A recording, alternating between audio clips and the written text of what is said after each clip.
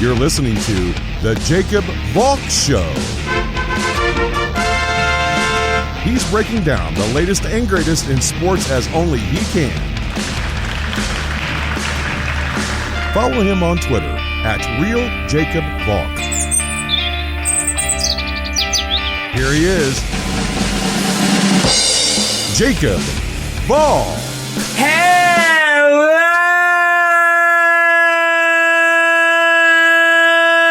sports fans! Welcome to another edition of the Jacob Valk Show. I am Jacob Valk, and I really hope you weren't suffering from a Super Bowl hangover, because if you are, you now have a pounding migraine. Obviously, we all know that's what I'm starting with. After that, I'll go over the 5 most recent inductees into the Pro Football Hall of Fame. But where else would I start but with what happened in Miami yesterday? A Super Bowl for the ages. Maybe this wasn't as good as 28-3. Maybe this wasn't as good as Patriots Seahawks. But this was a great, and I mean great, Super Bowl. I'll tell you where I was. Everyone was rooting for the Chiefs. A lot of people wanted Andy Reid to finally reach that mountaintop. It's been a long time coming for him. He had been in the NFL for over 20 years and had never won a Super Bowl. I think that's the longest drought that any coach has ever had to their first title. I think maybe second to Larry Brown. I saw that somewhere on Twitter. I don't remember exactly what it was, but Larry Brown had been in the NBA for a while. And he took a break with college, but still started his NBA career in the 70s, after the merger, I think, with the ABA. And then it took him until 2004 with the Pistons to win his first NBA title. It took Andy Reid over 20 years to win his first Super Bowl. You have to be really happy for him. I thought it was really classy of the Eagles to tweet out congratulations to him. I mean, hey, the Eagles did pretty well there. They got Doug Peterson. I don't think Andy Reid could win that Super Bowl with Nick Foles. I think only Peterson could. Maybe Belichick, maybe Bill Parcells, and Doug Peterson. That's a short list. But this was a very easy Chiefs team to root for. I mean, who would you rather root for, Patrick Mahomes or Jimmy Garoppolo? Everyone outside of San Francisco, and maybe New England, maybe Illinois, would tell you Patrick Mahomes. It is not a stretch to say that in only his second full season starting in this league, that he is the face of the NFL. And that he is well on his way to becoming a future Hall of Famer. It really boggles the mind how 9 other teams passed on him. The Bears traded up 1 spot to draft Mitchell Trubisky over Pat Mahomes. The New York Jets had every opportunity to take Mahomes. Instead, they took Jamal Adams. Nothing against Jamal Adams, but I'd rather have Patrick Mahomes. That's a discussion for another day. Before I get into the game itself, I do want to give a special shout out to Chiefs fans. You guys have been suffering for 50 years. You guys have seen a lot of bad football between Dawson and Stram, and now Mahomes and Reid. But through it all, you stuck with your team. Chiefs fans are very good fans. They've waited a long time for a quarterback like this and a head coach like this. It wasn't Gunther Cunningham. It wasn't Joe Montana. It wasn't Todd Haley. It wasn't Tyler Palko. It's Mahomes and Reed. This is a Chiefs team that could be the NFL's next big dynasty. Now, I don't think they're going to win 6 Super Bowls with Mahomes and Reed. I don't think that's something that'll ever be done again. But there is nothing stopping you guys from winning multiple Super Bowls with these two guys. It's a great time to be a Chiefs fan. I called my friend Nick, who's a big Chiefs fan, and he was bouncing off the walls. I could hear how excited he was. You know, it's just it's a great story. It's a story that's very easy to get behind. 50 years between Super Bowls. A lot can happen in 50 years. For goodness sake, the Chiefs hadn't won a Super Bowl since the rise of disco.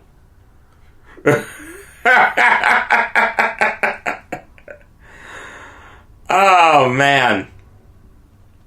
So, congratulations to Nick. Congratulations to all Chiefs fans. You guys deserve this. Enjoy the off-season. You guys have a lot to be happy about. And there is nothing stopping you guys from repeating again and again and again. On to the game itself. This game was kind of topsy-turvy at the beginning. It really didn't go the way that anyone expected. Mahomes did not look good early on. There was a lot of dump-offs, a lot of horizontal passes. The Chiefs were not stretching the field, and Kyle Shanahan pulled everything out of the playbook early on. Deebo Samuel did his best Taysom Hill impression. I mean, he was all over the place making plays. He was the Niners' best offensive weapon yesterday. It wasn't Sanders, who was non-existent. It wasn't Kittle, who was non-existent. It wasn't Juszczyk, who had a very good game for a fullback. It was Deebo Samuel. Shanahan tried to get everyone involved on offense for the simple reason that he does not trust Jimmy Garoppolo. We can argue all we want about whether Garoppolo's a great quarterback or not. At the end of the day, actions speak louder than words, and nobody's actions speak louder than his head coach. Kyle Shanahan does not trust Jimmy Garoppolo. He is the product of a great system and a great offensive line. That is what Garoppolo is. All week, the pundits were asking, can Jimmy Garoppolo be the quarterback to lead his team to victory? Not game manage the team to victory, but to do what Mahomes did. To lead the team back from 10 down late in the fourth quarter. To lead an epic 2-minute drill. Well, we got the answer. The answer is no. And I don't think he'll ever be that. Garoppolo has plateaued. Garoppolo is not going to get any better than this. Now, that's not to say he's a bad quarterback. There are plenty worse quarterbacks in the NFL than Jimmy Garoppolo. But you could tell that Shanahan was just scared to death to unleash him. And that's despite the fact that for 3/4 of that game, Garoppolo was better than Mahomes. Mahomes at one point had no passing touchdowns to 2 interceptions. Sure, Garoppolo had the one really bad interception, but he also had the one touchdown. And more importantly, he had the lead. Then in the fourth quarter, he collapsed. Much like Kyle Shanahan did a few years ago against the Patriots. 28-3 has now been replaced by 20-10. 28-3 at least was still in the third quarter. You know, it's not inconceivable that crazy things can happen there. The San Francisco 49ers gave up 3 touchdowns in the span of 5 minutes in the fourth quarter of a Super Bowl. Kyle Shanahan and Robert Saleh were thinking about what they were going to do in Disney rather than thinking about what they were going to do in Hard Rock Stadium. That's the second time a Kyle Shanahan team has done that. I don't know what this guy's problem is. Win the game first. Then worry about what you're going to do afterwards. I saw somewhere that the Niners had a 96% chance of winning that game at one point. I don't know what the odds on the Falcons winning when they were up 28-3 was, but it couldn't have been much more than 96%. An incredible comeback by the Chiefs. You can't be outscored 21-0 in the fourth quarter of a Super Bowl and expect to win it. This is a conversation that we're going to have for a while. Was this a great comeback by the Chiefs? Was this an epic choke job by the Niners? Or was it both? Because at the end of the day, the 49ers had a bunch of opportunities to just run out the clock. The 49ers had the Chiefs right where they wanted them.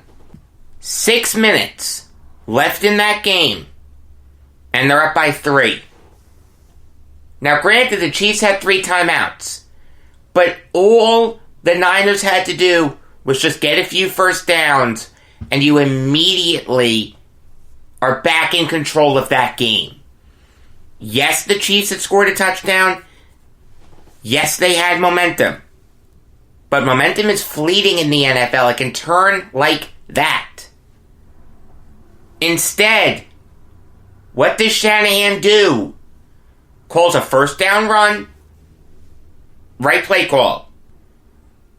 2 incomplete passes later, the clock stops. And the Niners have to punt. With 5:18 left, you don't want to give Patrick Mahomes the football with 5:18 left. And 3 timeouts for Kansas City. Shanahan was terrified to trust Garoppolo. And you know what? He was right to. He was right to be terrified of him. There were people questioning whether the not calling a timeout late in the first half was the right move. He didn't trust his quarterback. I don't know what you want him to do there. Here's the issue with Kyle Shanahan. And this was on perfect display yesterday. In big playoff games, Kyle Shanahan does not play games to win. He plays games not to lose. Bill Belichick and Andy Reid and Josh McDaniels too, they all played to win. 2 4th and shorts for the Chiefs and Andy Reid is going for it? That had to drive Eagles fans nuts. He never did that in Philly. You know what he learned? That you win playoff games not by being conservative. You have to be aggressive. You have to take chances. Early on, it seemed like Kyle Shanahan knew that. But then, for whatever reason, he just forgot. He turtled. We're going to be looking at that drive with 6 minutes left, and the Niners up by 3 a bunch of years from now as the defining moment of this Super Bowl. The Niners had every opportunity there to salt the game away. Instead, the Niners went 3 and out, didn't even take a minute off the clock, and gave the ball back to one of the clutchest quarterbacks in NFL history. That's not a stretch to say, even at this young age of his. Patrick Mahomes did something that no one has ever done before. He came back thrice in the playoffs when facing a double-digit point deficit. You can talk all you want about how it's easy, you play until the game is over. No, it is not easy to do that. When you're losing, it takes a toll on you. Your nerves start kicking in. You don't want to make mistakes. Patrick Mahomes, there's something about him. He just has a very calming presence about him. And he did not let the team fold. It's something that I've talked about a lot.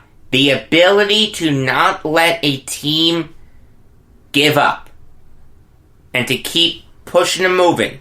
To have them think that they're going to get back in this. It is the single most underrated quality that a quarterback can have. And Patrick Mahomes has it. That is the reason why the Chiefs won this game. The Chiefs won this game because even though they were down late, you never for a minute thought that there wasn't a chance that they could come back. When the Niners were down late, when it was 24-20, you pretty much knew that game was over. Garoppolo's not that quarterback. He doesn't inspire that confidence. I don't give a damn how many game-winning drives he did in the regular season. It means nothing. Regular season football and playoff football are two completely different animals. Once the lights are on bright, you've got to have that second gear kick in.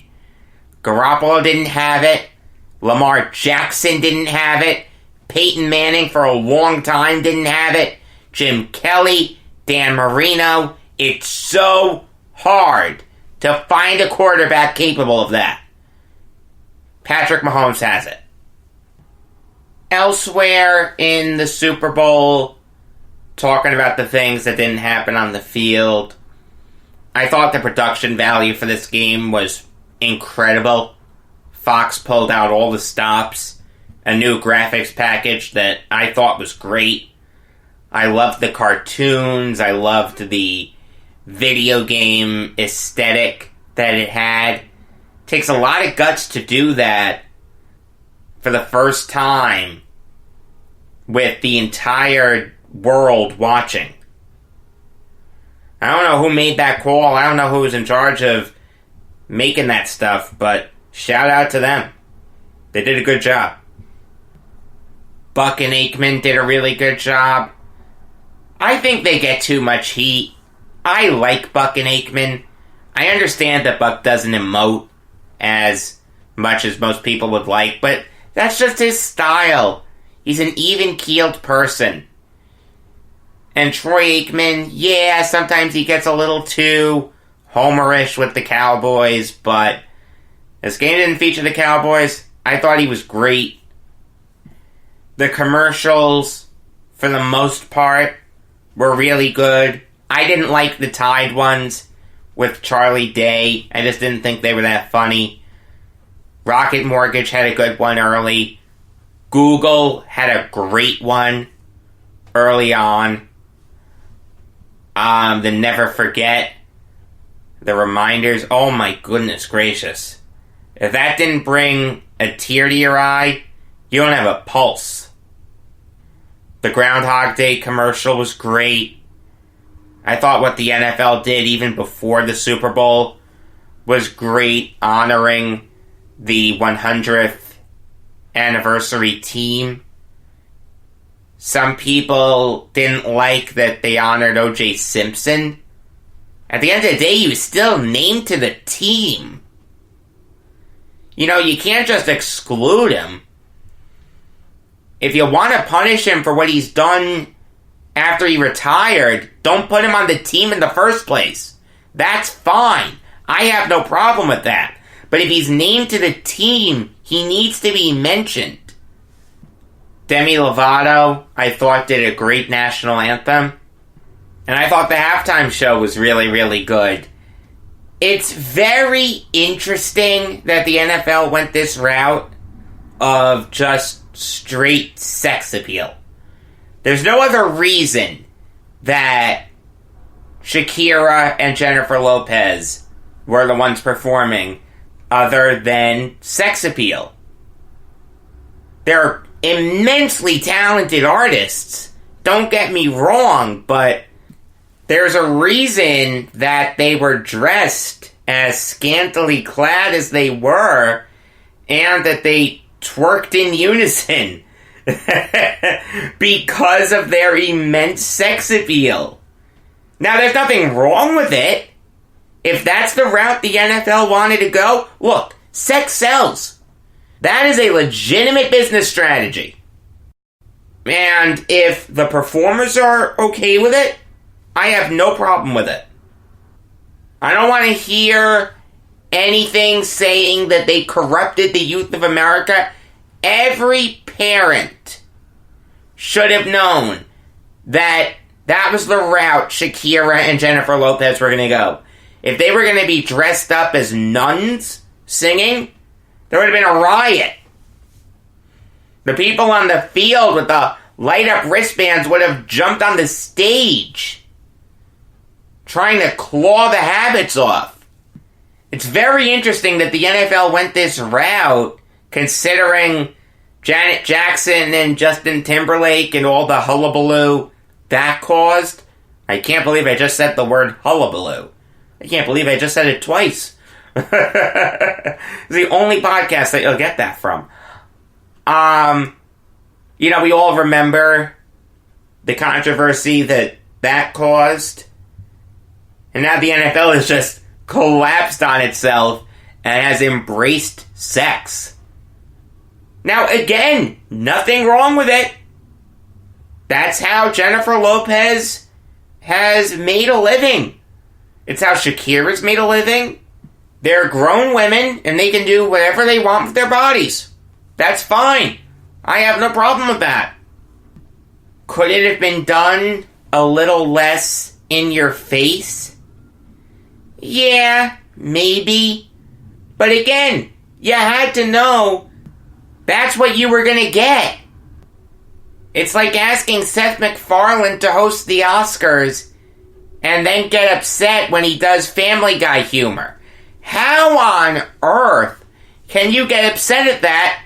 That's what you signed up for! Yeah, I'm gonna be like Buzz Killington in those Family Guy cutaways that they should do more of. I actually think they're funny. No! It doesn't work like that! All in all, I liked the halftime show. Forget the sex appeal of it. I thought Shakira was great. We can argue all we want about whether she was lip-syncing or, really playing those instruments. At the end of the day, it was a fantastic show. And that's all you want from a halftime show. You're not going there expecting the artist to wow you with her voice. You're there to see a spectacle. And Shakira gave you a spectacle. I actually thought she was better than Jennifer Lopez. The way that they structured that halftime show was weird. Jennifer Lopez was the headliner, but Shakira was alone for the first 5 minutes of it. Then they had Jennifer Lopez out and she whips off the black gown that she had on. And then she sings for a little bit. And then there's more stuff that happens, and then Shakira joins her.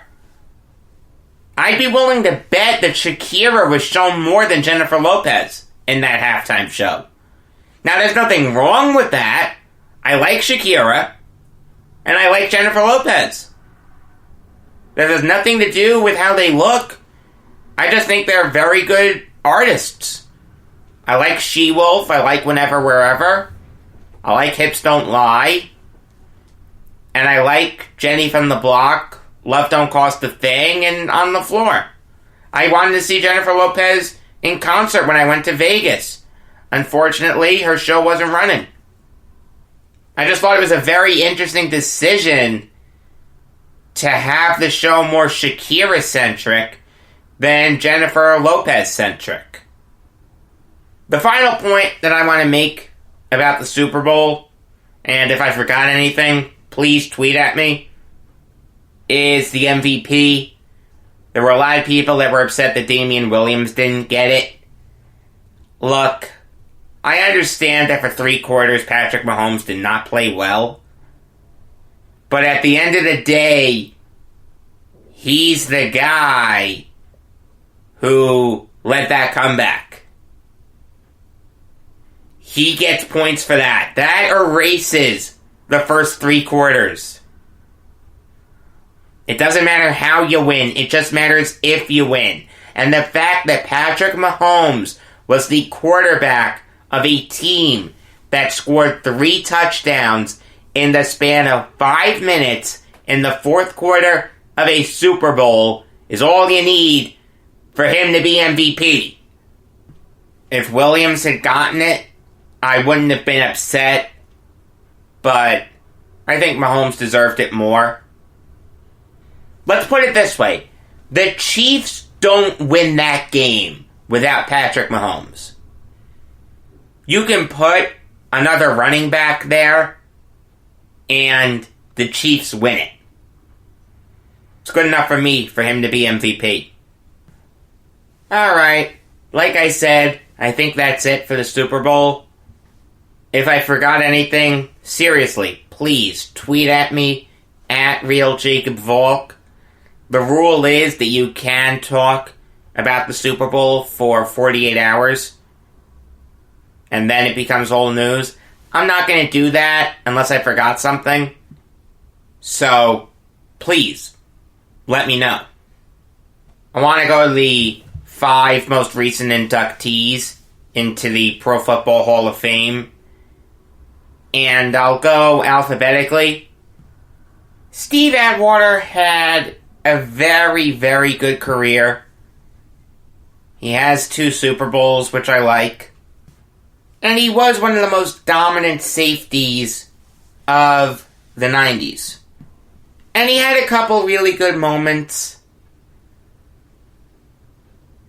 We all know the hit that he laid on Christian Okoye, which sent the entire country of Nigeria spinning. I mean, if you don't remember Christian Okoye, he was impossible to tackle. He put Derrick Henry and Marshawn Lynch to shame. But Atwater sent him spinning. You did not want to be on the receiving end of a hit from Atwater. In Super Bowl 32, he had a really, really good game. One of the best performances by a safety in a Super Bowl in history. There's no question that he was the defensive MVP of that game. But here's my issue with Atwater. When I think of the best safeties of the 90s, it takes me a while to get to him.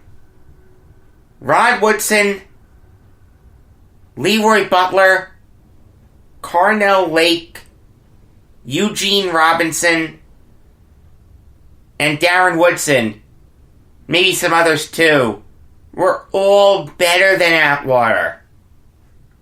When you look at defensive players for the Hall of Fame, you have to look at dominance. There were a bunch of other safeties that were more dominant than Steve Atwater, including Leroy Butler, who was next to Atwater on the ballot and didn't get in. Steve Atwater should be in the Hall of Very Good. I don't think he should be in the Hall of Fame. Isaac Bruce should have been in a long time ago. He was the best wide receiver on The Greatest Show on Turf. If you ever get a chance to, watch those games. Those games are some of the funnest games to watch. Even the blowouts. And that Super Bowl against the Titans, one of the best Super Bowls in NFL history. Mike Smith tackling Jared Dyson a yard shy of the end zone. It doesn't get any better than that. But you don't put a player into the Hall of Fame based on just one great year. You put a player into the Hall of Fame because of total body of work. And Isaac Bruce has the 5th most receiving yards in NFL history, behind only Jerry Rice, Larry Fitzgerald, Terrell Owens, and Randy Moss.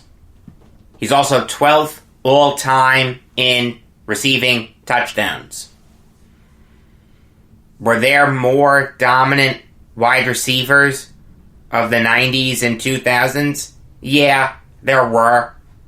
Isaac Bruce only has one instance of bull type on his football card. But when you're looking at total body of work, it doesn't get much better than Isaac Bruce. I thought he should have been in a long time ago, and I'm really, really happy that he got in now. Steve Hutchinson's an interesting guy. At first, when you hear his name, you probably think to yourself, no, he shouldn't be in the Hall of Fame. But then, when you sleep on it, you realize that he should be in the Hall of Fame. This guy was a 7-time Pro Bowler, 5-time first-team All-Pro. In 12 seasons, that's insanely impressive. He should be in the Hall of Fame. He started every game he ever played in. He was instrumental to the NFL banning poison pill contracts, which has something to do with the contract being guaranteed if you're not the highest paid player in football at your position, or something like that. I don't remember exactly what it was, but it was an interesting situation there with Hutchinson, the Seahawks, and the Vikings. And then the Seahawks retaliated by signing Nate Burleson. Kind of an interesting footnote there. My issue with Hutchinson is not that he got in, but with who didn't get in, who was next to him on the ballot. And that was Alan Faneca. Alan Faneca was a million times better than Steve Hutchinson. Look, Hutchinson was making holes for Sean Alexander and Adrian Peterson. We all know that. But don't discount what Faneca did for Jerome Bettis. There was a time, even late in Faneca's career, when he was with the Jets, that he was one of the best offensive linemen in the league. Hutchinson, towards the end of his career, was a shell of his former self. I don't understand how you put Steve Hutchinson in the Hall of Fame before Alan Faneca. And it's not like Faneca had to wait, they were both on the ballot! For goodness sake, what's the PFWA doing? Makes you wonder if they ever watched any of those old Steelers or Jets games. Edgar and James is an interesting one. He's a guy with no postseason success. It's kind of interesting to note that after the Colts let him go to the Cardinals, that the Colts won the Super Bowl with Dominic Rhodes and Joseph Adai. Was Edgar and James better than them? Yes, but it's just an interesting footnote. There was a point in the early to mid-2000s when James was one of the best running backs in the NFL. He's 13th all-time in rushing yards and 20th all-time in rushing touchdowns. When you look at his total body of work in the regular season, he's a Hall of Famer. He would get my vote. The lack of playoff success does hurt him a little bit. He's certainly not as dominant as some of the other running backs in the Hall of Fame, like Emmitt Smith, Walter Payton, or Jerome Bettis, or Jim Brown.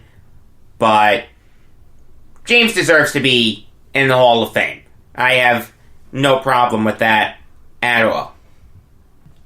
And Troy Polamalu was an obvious choice. He revolutionized the safety position.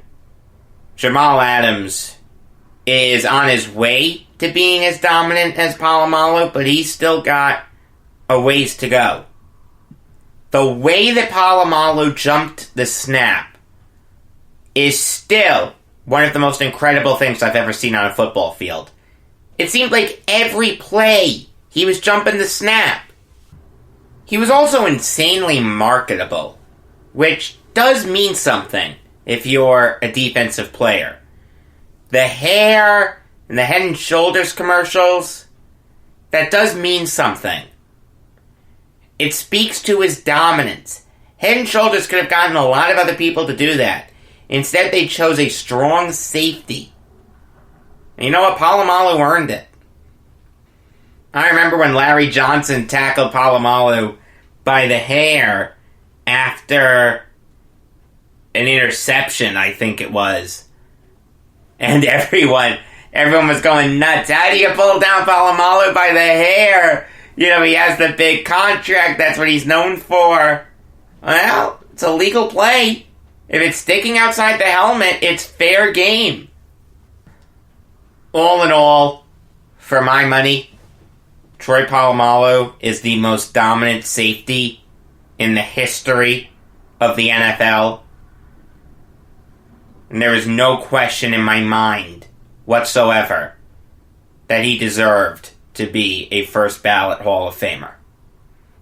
New York Islanders show later today. It's going to be all about Matthew Barzal and Kiefer Bellows.